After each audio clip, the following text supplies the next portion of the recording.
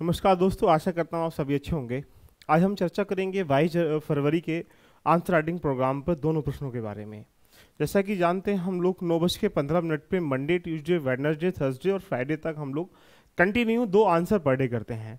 लेकिन कुछ ऐसी वजह से ध्यान रखना, कभी कभी हम क्लास को रिकॉर्ड कर देते हैं, तो पारिवारिक एक शादी होने की वजह से, मुझे विशेष आमंत्रण होने की वजह से मुझे भी उस कहा जाए समारोह का हिस्सा बनना पड़ा। इसलिए मैंने सोचा क्यों ना बच्चों का जो दिन है वो खराब ना हो, इसलिए मैंने इसको रिकॉर्ड कर दिया। राइट, तो आप इसको जैसे आप लाइव देखते हैं ऐसे इसको प्यार दें, ऐसे ही देखें तो आपको मज़ा वहाँ से आ जाएगा। मैं चाहता हूँ कि गैप नहीं होना चाहिए, ये हमारे प्रति दृढ़बद्ध है कि हम अगर एक दिन भी गैप करते हैं तो इसका मतलब हमारा रूटीन टूट जाता है। इसलिए हम सोचते हैं गैप नहीं करेंगे, 9:15 पे ही आंसर आएगा तो आएगा तो आएगा। बाकी 1-2 दिन की समस्याएं रहती हैं, तो ये जीवन में हर किसी की लाइफ में रहता है, तो उसको हम लोग रिकॉर्ड कर लेंगे। बाकी सारी क्लासेस जितने भी हैं वो सब लाइव चलेंगे। राइट, तो क्या प्रश्न है एक बार चलने का हम लोग प्रयास कर लेते हैं, आपके दिमाग में प्रश्न बन जाएगा। प्रश्न 2021 में जीएस फर्स्ट से आया हुआ है। बहुत अच्छा क्वेश्चन देखने को मिल रहा है, जीएस फर्स्ट में 2021 में आया है क्रिप्टोक्रेसी से। अब क्रिप्टोक्रेसी होती क्या है, यह वैश्विक समाज को कैसे प्रभावित करती है और यह भारतीय समाज को कैसे प्रभावित कर रहा है, इसके बारे में जानने का प्रयास करेंगे। इस प्रश्न की डिमांड के अनुकूल अगर हम लोग देखें तो क्रिप्टोक्रेसी क्या है, डायरेक्टली वो पूछा है। अब तुमको ये बताना पड़ेगा क्रिप्टोक्रेसी क्या होती है, तो यानी ये डिफाइन करना पड़ेगा कि क्रिप्टोक्रेसी होती क्या है। उसके बाद ये बताना पड़ेगा कि वर्तमान में वैश्विक समाज पर, जो विश्व स्तर पर ये किस प्रकार से प्रभावित कर रही है, इसके बारे में कुछ आपको पॉइंट देने पड़ेंगे। फिर उसके बाद आपको जानना पड़ेगा कि यहाँ से भारतीय समाज पर कैसे प्रकार से चेंजिंग हो रहा है। यानी 3 पॉइंट इसकी डिमांड करता है। क्या डिमांड है इसके सापेक्ष आपको जानना पड़ेगा। पहले क्रिप्टोक्रेसी है क्या, इसके बारे में बहुत आराम से बताइएगा कि यह एक प्रकार डिजिटल मुद्रा है जिसके माध्यम से कंप्यूटर नेटवर्क के माध्यम से हम लोग विनिमय करते हैं, आदान प्रदान करते हैं। किसका? करेंसीज का, को क्रिप्टो करेंसी कहते हैं। ये करके आप बताएंगे तो मजा आ जाएगा। फिर इसको वैश्विक समाज का, ग्लोबल लेवल पर या वैश्विक स्तर पर किस प्रकार से ये प्रभावित कर रही है, तो प्रभाव को 2 पॉइंटों में कन्वर्ट कर लीजिएगा, वैश्विक स्तर पर और एक भारतीय स्तर पर जो इफेक्ट हो रहा है, इनको दोनों स्तर से आप बता दीजिएगा और लास्ट में डाल दीजिए कंक्लूजन। तो ये इतना अगर आप इस प्रश्न में दे देंगे तो इस प्रश्न की डिमांड को फुलफिल कर देंगे। आने वाले मंडे से हम लोग बहुत सारे प्रोग्राम लेके आने के साथ साथ बहुत सारा रिफॉर्म करने की प्रक्रिया में हैं। जो लोग आंसर राइटिंग प्रोग्राम के साथ साथ मेरे इंटरव्यू प्रोग्राम में जुड़ना चाहते हैं तो आप यहाँ पे कहा जाए तो नीचे कमेंट करके आप कर दीजिएगा, वहाँ से हम लोग आपको कहीं ना कहीं टेक ओवर कर लेंगे। और टेलीग्राम चैनल दिया है, लिंक में जाके देख लीजिएगा, वहाँ डिस्कशन कर लीजिएगा, हम आपको वहाँ पे सब कुछ उपलब्ध करा देंगे। तो इसलिए आंसर राइटिंग प्रोग्राम के साथ साथ इंटरव्यू प्रोग्राम में आप पार्टिसिपेट जरूर करिएगा। वहाँ जानिएगा कि कैसे बोलने का तरीका, देखने का तरीका, चलने का तरीका, पढ़ने का तरीका, ये सारी चीज़ें मैं उस पर आपको कवर कराऊंगा। राइट, तो यहाँ चर्चा करते हैं इस प्रश्न के बारे में। डिमांड क्या है, यहाँ डिमांड 3 प्रारूप से हो सकती है। राइट, अब यहाँ आगे बढ़ेंगे तो क्रिप्टोक्रेसी के बारे में यहाँ लिख दीजिएगा कि क्रिप्टोक्रेसी एक प्रकार से डिजिटल मुद्रा है। डिजिटल मुद्रा का मतलब क्या है, एक प्रकार डिजिटल कार्ड की तरह काम करती है जो कंप्यूटर नेटवर्क के माध्यम से कहीं ना कहीं विनिमय करने के लिए, ध्यान रखना, हमारे माध्यम से कहीं ना कहीं डिजाइन की गई है, जो एक प्रकार से आभासी मुद्रा या एक प्रकार जैसे एटीएम की तरह होता है, इस प्रकार से ध्यान रखना, इसको डिजिटल या आभासी मुद्रा के रूप में जानते हैं। इसे अगर आप इतना दे देंगे तो 2 से 3 लाइन में आप इसके बारे में बता दीजिएगा कि क्रिप्टोक्रेसी होती क्या है, यहां डिफाइन कर देंगे तो ये पहला जो पॉइंट है उसको तुम रेडी कर पाओगे। आगे बढ़ेंगे तो सेकंड पॉइंट में हम लोग जाएंगे कि यहां समाज को किस तरीके से प्रभावित कर रही है, इसके सापेक्ष में दोनों पॉइंटों को लिखने का प्रयास करें। सबसे पहली बात है कि हम जो इंडिया में वैश्वीकरण लेके आए थे वो 1991 में एलपीजी को लेके आते हैं। अब ये प्रश्न बन जाता है कि ये एलपीजी का दौर ये तो है नहीं जो 1990 में लेके आए थे। एलपीजी का अगला चरण क्या है, क्रिप्टोक्रेसी है। पहले हमने क्या किया, विनिमय किया, आदान प्रदान किया वस्तुओं का, सेवाओं का, या टेक्नोलॉजी का। अब हम आदान प्रदान कर रहे हैं टेक्नोलॉजी के साथ यहाँ करेंसी का। तो यहाँ पॉइंट बन जाता है कि वैश्वीकरण का क्या है, अगला चरण है। तो वैश्वीकरण का जब अगला चरण है तो यहाँ पे क्या करना है, यहाँ पे अगले स्तर को करने के लिए आज वर्तमान के समाज को प्रभावित कर रहा है। तो यानी यहाँ डाल देंगे कि वैश्वीकरण के अगले चरण होने की वजह से समाज पर आने के प्रभाव क्या हो रहे हैं, पड़ रहे हैं। दूसरे पॉइंट यहां से, दूसरे पॉइंट में तुम क्या लिखोगे, यही लिखोगे कि जितनी भी आज के समय में हम साइबर अटैक को देख पा रहे हैं, धोखाधड़ी को देख पा रहे हैं, तो अगर यहाँ क्रिप्टो करेंसी को हम लोग एक्सेप्ट करेंगे तो यहाँ से क्या होगी, जो धोखाधड़ी होती है वो कम संभावना हो जाएगी उसकी, तो ये भी क्या है, इफेक्ट डालेगा इसमें, तो इससे बेनिफिट आएंगे। ऊपर से यहाँ से जो अंतर्राष्ट्रीय बाजार में अगर हम लोग देखें जाके, तो अंतर्राष्ट्रीय बाजार में जो हमारे पास उद्यमी लोग बैठे हुए हैं, जो उद्योगपति लोग बैठे हुए हैं, तो वो बाजार तक पहुंच पाएंगे कि करेंसी कहां तक पहुंच पा रही है, कैसे काम कर पा रही। तो यहां लिख सकते हैं प्रभाव के रूप में कि उद्यमियों को अंतर्राष्ट्रीय बाजार में तक पहुंचना आसान हो जाएगा, यानी पॉजिटिव प्रभाव हो जाएगा ये। और यहां डाल दीजिएगा कि आज के समय में तुम इसे इफेक्ट डालो निगेटिव भी डाल के, जो आतंकवादी संगठन है, जो ड्रग्स है, ध्यान रखना यहाँ, बाकी इन सब पे क्या होगा, हम कंट्रोल कर पाएंगे। आतंकवादी भी ध्यान रखना हमारी करेंसी का मतभेद करके कहीं ना कहीं इसको यूज करते हैं, लेकिन जब क्रिप्टो करेंसी आ जाएगी तो उसको यूज ही नहीं कर पाएंगे कंप्यूटर के माध्यम से, तो क्या होगा, यहां से उसको कहीं ना कहीं इत्यादि को हेल्प करने में फायदा होगा। उसके बाद यहां इसके सापेक्ष में लिख लीजिएगा कि नई टेक्नोलॉजी आने से जो हमारे यहाँ के जो यूथ हैं, जो हमारे यहाँ के युवा हैं, जो बुजुर्ग हैं, उन पे क्या होगा, बहुत सारा प्रभाव पड़ेगा। और यहाँ से और भी लिख दीजिए क्या प्रभाव होगा कि अंतर्राष्ट्रीय स्तर पर जो लेन देन है वहाँ पे उसको गति मिलेगी, उसको सटीकता आएगी, उसको बेहतर प्रबंधन किया जाएगा, या कहा जाए धोखाधड़ी की संभावना कम हो जाएंगी, आतंकवाद जैसी घटनाओं को कहीं ना कहीं आयाम देने दिया जाएगा, यानी कम करने के लिए। यहाँ बाकी जो ड्रग्स हैं, बाकी जो समस्याएं हैं, जो अपराध हैं, क्राइम है, उनको यहाँ पे कहीं ना कहीं इफेक्ट किया जाएगा। इतना तुम लिख दोगे तो यहाँ से ध्यान रखना वो प्रभाव के बारे में समझ जाएगा, राइट। अगले पॉइंट में जाएंगे तो यहाँ से कंक्लूजन में तुम क्या लिख सकते हो, कंक्लूजन में आप यही लिखना पड़ेगा, जो हमारे पास ब्लॉकचेन्स हैं या क्रिप्टोकरेंसी जैसी करेंसी, ध्यान रखना एक प्रकार से ये चौथी क्रांति है, यानी फोर्थ हमारी रिवॉल्यूशन है, चौथी क्रांति है।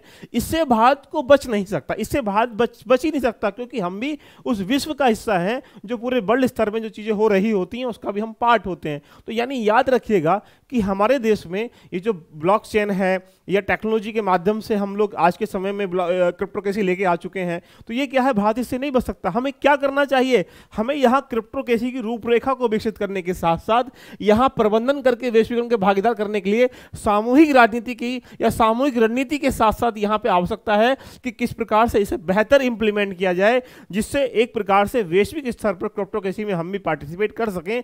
इतना तुम लिख दोगे तो प्रश्न में क्या होगा, मजा आ जाएगा। तो इस तरह से अगर प्रश्नों को तुम लिखोगे तो आपके दिमाग में पूरी फिल्म बनती हुई चली जाएगी।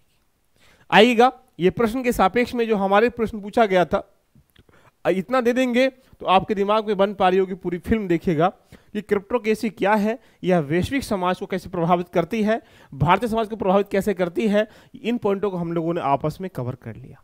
एक बार दिल से कमेंट कर दीजिएगा मजा आया या नहीं आया। आगे चलते हैं क्वेश्चन नंबर 2 की तरफ, फिर हम लोग आगे बढ़ेंगे। क्वेश्चन नंबर 2 की तरफ चलते हैं।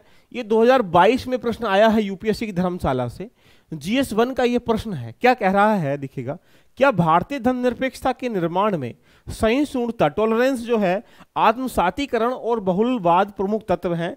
आपने जवाब का उचित निरीक्षण करिएगा। यानी हमारे पास जो टॉलरेंस है, एसिमिलेशन एंड प्लूरलिज्म जो है, the key of the element in the making of the Indian form of the secularism, justify your answer. आप सोचो हमारे देश में जो धर्मनिरपेक्षता है वो विदेशी कंट्रियों से क्या अलग है। आपने देखा होगा अमेरिका में जाएंगे तो वहां धर्मनिरपेक्षता का मतलब है कि धर्म से कोई मतलब नहीं है, कोई लेना देना नहीं है हमारा धर्म से, लेकिन हमने अपने आप को धर्म में इन्वॉल्व किया है। आप आर्टिकल 25 से 28 पढ़िएगा। हमारे पास आदर्शवादी धर्म है, तो हमने धर्म को संविधान से भी अलग नहीं किया, हमने संविधान से अलग भी नहीं किया, सहिष्णुता को लेके काम कर पाते हैं हम लोग। आप गुरु नानक को देख लीजिएगा, उन्होंने भी शांति का संदेश दिया। आप जैन धर्म को देख लो, बौद्ध धर्म को देख लीजिएगा, उन्होंने भी कहना कहीं शांति के साथ यहाँ पे कह सकते हैं एक प्रकार से सहिष्णुता को लेकर आगे कार्य किया। तो यहाँ ये बता रहा है कि भारत में धर्मनिरपेक्षता के निर्माण में सहिष्णुता का कहना कहीं रोल है या नहीं है, ये इसके बारे में जानकारी करने का प्रयास कर रहा था। कैसे लिखेंगे इसके बारे में, इस प्रश्न की डिमांड को हम लोग समझते हैं और फिर इसे कैसे लिखना चाहिए इसकी भी एक फिल्म हम लोग बनाते हैं। क्या डिमांड है, आइएगा डिमांड को समझते हैं। पहली डिमांड तो यही होगी कि आप यहां डिफाइन करेंगे कि धर्मनिरपेक्षता के बारे में कि सेकुलरिज्म जो है वो वर्ल्ड स्तर पर और इंडिया के स्तर पर, ध्यान रखना, किस प्रकार से एक बहुलवादी है, यह सहिष्णुता के सापेक्ष में सही ठहराया गया है। उसके बाद ऐसा होने के कौन कौन से एलिमेंट हैं, कौन कौन से तत्व हैं, इनको आप डिफाइन कर दीजिएगा। एलिमेंट का मतलब ऐसे कौन कौन से हमारे आदर्शवादी सिद्धांत रहे हैं जिनके बाद भी आज हम लोग कहीं ना कहीं धर्मनिरपेक्षता के सापेक्ष में कहीं ना कहीं हम धर्मनिरपेक्ष राज्य की स्थापना कर चुके हैं, इसके बारे में भी यहाँ कुछ एलिमेंट्स जो है उनके बारे में डिफाइन कर दीजिएगा। और तीसरा पॉइंट क्या कहता है इसमें कि जो कंक्लूजन है, वो कंक्लूजन यानी निष्कर्ष है, वो क्या होगा, इसके बारे में बहुत जबरदस्त तरीके से इसका आंसर देने का प्रयास करेंगे तो मजा आ जाएगा। आइएगा, क्या इसका इंट्रोडक्शन होना चाहिए, मैं इसकी कहानी को आपके सामने नॉर्मल तरीके से ऐसे ही इसकी ब्रीफिंग कर देता हूं, यहां आप लोग समझ पाएंगे। जैसे कहां से स्टार्ट करेंगे, यहीं से स्टार्ट करेंगे कि पश्चिमी देशों में धर्मनिरपेक्षता के नकारात्मक रूप से पालन किया गया है, या पश्चिमी देशों में धर्मनिरपेक्षता का जो पालन है वो नकारात्मक रूप से किया गया है, यानी राज्य धर्म के, ध्यान रखना, राज्य धर्म से क्या अलग है, राज्यों को धर्म से कोई लेना देना नहीं है, ऐसा ही लिखिएगा। लेकिन भारत में ध्यान रखना, यहां धर्मनिरपेक्षता को सकारात्मक रूप का पालन किया गया है, या सकारात्मक रूप से एक्सेप्ट किया गया है, ग्रहण किया गया है, क्योंकि यहां धर्मनिरपेक्षता के आधार पर राज्यों की स्थापना की गई है, या सभी धर्मों का समान सम्मान किया गया है। इसलिए पश्चिमी देशों की धर्मनिरपेक्षता भारतीय धर्मनिरपेक्षता से क्या है, अलग है। हमारा भारत का संविधान भी कहीं ना कहीं धर्मनिरपेक्षता के सहिष्णुता के साथ जो है आत्मसात या उसके आंतरिक तरीके से ग्रहण करके, ध्यान रखना, एक बहुलवादी तत्वों के रूप में संविधान की स्थापना की गई है। इतना तुम उसको दे दोगे तो क्या होगा, उसकी फिल्म सी बन जाएगी। तो इंट्रोडक्शन में आप यहां से इतना लिख दीजिएगा, आपको मजा पूरा आ जाएगा, क्योंकि मैंने आपको बोल दिया है, इसका मतलब है कि आप उसको ऐसे ही लिख दीजिएगा। अब ऐसे कौन कौन से एलिमेंट हैं, इन एलिमेंट को तुम बताइएगा। एलिमेंट पे यहां लिख दीजिए बहुत प्यार से, मोहब्बत से। कहां से स्टार्ट करो, पहले धर्म से स्टार्ट कर दीजिएगा कि भारत में जगह जगह पर जो बौद्ध धर्म है, जैन धर्म है, इन्होंने कहीं ना कहीं शांति के साथ सहिष्णुता के आदर्शवादी सिद्धांतों का पालन किया है। तो यानी हमारे यहाँ को धर्मनिरपेक्षता एक दिन की हमारी प्रवृत्ति नहीं, लंबे समय की क्या है, पूरी देन है हमारे देश में। तो यहाँ पहले लिख देंगे कि भारतीय समाज के अंतर्गत या भारत में जैन धर्म या बौद्ध धर्म के द्वारा भी शांति के साथ साथ यहाँ सहिष्णुता के आधार पर कहीं ना कहीं धर्मनिरपेक्षता का पालन किया गया है। उसके ऊपर चलेंगे तो यहाँ डाल दीजिएगा कि सिख गुरु के द्वारा या सिंह संस्थापक के द्वारा जो गुरु नानक थे, इन्होंने भी भाईचारे को बढ़ावा देने के लिए सहनशीलता का संदेश दिया है और सहिष्णुता का संदेश दिया, इंटॉलरेंस का एक वाक्य दिया है। इसके बाद तुम इसको लिख दीजिएगा। इसके आगे तुम बढ़ोगे तो लिख दीजिएगा कि अकबर के द्वारा भी और राजा, यहाँ से कह सकते हैं राजा अशोक के द्वारा भी सहिष्णुता को या धार्मिक सहिष्णुता को बनाए रखने के लिए कार्य किया गया है, यानी सभी धर्मों का समान सम्मान करते हुए यहाँ पे कार्य नीतियों को प्रोग्राम चलाए गए हैं। इतना यहां पॉइंट में लिख दीजिएगा। इसके आगे बढ़ेंगे तो आप लिख दीजिएगा कि भारत जो है वसुधैव कुटुंबकम की, ध्यान रखना, धारणा को लेकर चलता है, जो महाउपनिषद से, ध्यान रखना, इस मुहावरे से लिया गया है। वसुधैव कुटुंबकम जो उपनिषद के, वो महाउपनिषद से इसको, ध्यान रखना, ग्रहण किया गया। वहां से इतना लिख दीजिएगा, उसको लगेगा कि इसने सारी बातें कर दी हैं। और यहां लिख दीजिएगा कि भारतीय संविधान में भी आर्टिकल 25 से लेकर 28 के बीच में धार्मिक स्वतंत्रता की क्या है, चर्चा की गई है। और यहां और भी लिख दीजिएगा कि भारतीय धर्म के अंतर्गत यहां पे कला, संस्कृति या बाकी जितने भी हमारे पास यहां पे धार्मिक तत्व हैं, उनका सभी का सम्मान बराबर किया जाता है। तो ये ऐसे एलिमेंट हैं जो भारतीय धर्मनिरपेक्षता, बाहरी कंट्री धर्मनिरपेक्षता से क्या है, अलग अलग प्रदर्शित करती है। इनको तुम लिखोगे तो भैया इनने जैन धर्म की बात कर दी, बौद्ध धर्म की बात करी, गुरु नानक सिख की भी बात कर दी, यहाँ राजा मुगल की, अकबर की, और वहाँ पे अशोक की भी बात कर दी, यहाँ पे आर्टिकल की भी बात कर जाता है, यहाँ से वसुधैव कुटुंब उपनिषद की वेदों की बात कर लेता है, और यहाँ से कहा जाए तो यहाँ सभी धर्मों का समान मन्नाव है, सामाजिक बात कर जाता है। इतनी बातें तुमने एलिमेंट में दे दी तो तुम्हारे प्रश्न को कौन रोक पाएगा भाई बच्चों? तुम्हारा प्रश्न अच्छा करने से कौन रोक सकता है? यही तो धारणा है कैसे लिखना है। तो अब जब तुम इसका कंक्लूजन लिखेंगे तो यहां प्रश्न के अनुकूल से तुम जाओगे तो क्या लिखेंगे, कंक्लूजन लिखेंगे।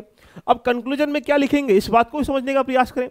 यानी अगर कहा जाए मुख्यतः प्राचीन काल से मध्यकालीन होते हुए भारत जो है अपनी परंपराओं को आज ही विराजमान करके बैठा हुआ है। तो अब तुम यहीं से लिखोगे, कुछ अपवादों को छोड़कर शासकों ने लोगों की धार्मिक प्रथाओं में हस्तक्षेप नहीं किया। लिखिएगा कि कुछ अपवादों को छोड़कर भारतीय, ध्यान रखना, शासकों ने या भारत में जो शासक हुए हैं उन्होंने लोगों की धार्मिक, ध्यान रखना, प्रथाओं में हस्तक्षेप नहीं किया। इसकी बजाय धार्मिक उद्देश्यों के लिए, ध्यान रखना, वित्तीय सहायता या भूमि, वेशभूषा, या इस जितनी भी बातें हैं इसके ध्यान रखना क्या किया है, कार्य किया है। इसलिए कहा जाता है कि भारत एक धर्मनिरपेक्ष राज्य है। तो कई वर्षों के उपरांत भी ध्यान रखना, भारत के समाज में जो संस्कृति है वो उसे आज भी क्या संस्कृति का हिस्सा बनाए हुए है। यही वजह है कि भारत के अंतर्गत और विदेशी अंतर्गत में ध्यान रखना, धर्मनिरपेक्षता अलग अलग प्रकार से भिन्नता के रूप में कार्य करती है। इतना तुम पिरो दोगे तो उसका मन गदगद हो जाएगा। क्या बात है सर, मजा आ गया। एक बार दिल से बोल दीजिएगा कि सर लाइव हो या वैसे हो मजा तो आना ही आना है। तो आपने जब इस प्रश्न को लिखा है कि क्या भारत धर्मनिरपेक्षता के निर्माण में सहिष्णुता का योगदान है, तो बिल्कुल सही बात है, योगदान है। अपने जवाब की उचित साबित करें तो हमने इन एलिमेंट्स के माध्यम से इसका उचित क्या है प्रदर्शित कर दिया। कैसी लगी चर्चा, एक बार कमेंट कर दीजिएगा। तो मिलते हैं नेक्स्ट सेशन में। आंसर राइटिंग करना ना भूलें, ये मेजर सेगमेंट है। आप किसी भी दुनिया से आंसर राइटिंग करें, लेकिन बेस्ट आंसर राइटिंग करें, ये आपके लिए उद्देश्य बन जाता है। एक बार सभी लोग प्यार से कमेंट कर दीजिएगा कि जो मैं आपको बता रहा हूं इससे आपका जो लेवल है लगातार अपग्रेड हुआ है नहीं हुआ है, आपका लेवल जहां 10% था वो 20, 25, 30 हुआ है नहीं हुआ है। एक बार कमेंट करके सभी लोग बताइएगा, फिर हम लोग आगे चलते हैं। All the best, love you all, bye, take care.